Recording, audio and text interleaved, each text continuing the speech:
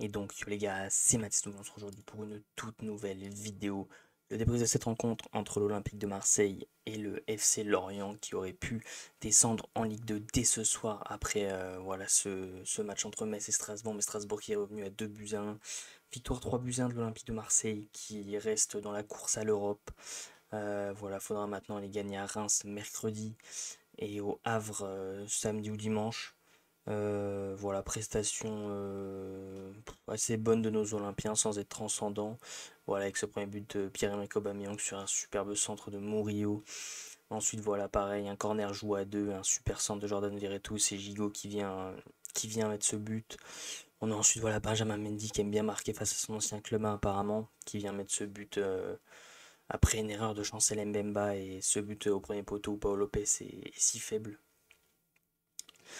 Et puis voilà, ensuite on a le doublé de Pierre-Emerick Aubameyang sur penalty après une faute pas discutable du tout sur Faris Moumbagna.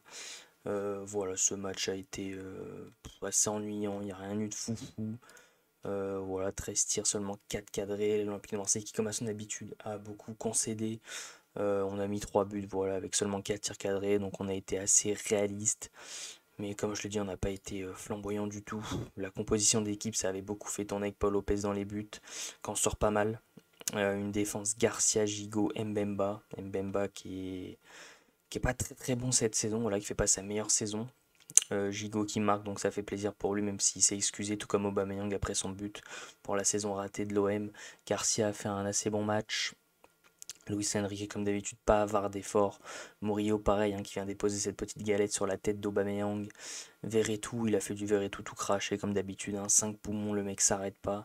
Gay, j'ai même pas envie de m'attarder, parce que le mec, de toute façon, restera pas à la fin de la saison, donc on en a rien à foutre, j'ai envie de dire. Et cette triplette Aubameyang, Mumbagna, Sarr, qui a été pas très très bonne, qui arrivait pas à combiner. Voilà, bon, Aubameyang hein, qui reste sur ses standards, le doublé qui a 3 buts du record de Drogba, Mumbagna qui n'arrive toujours pas à marquer, et Ismail Assar qui a décidé de jouer un peu au foot à la 32e journée.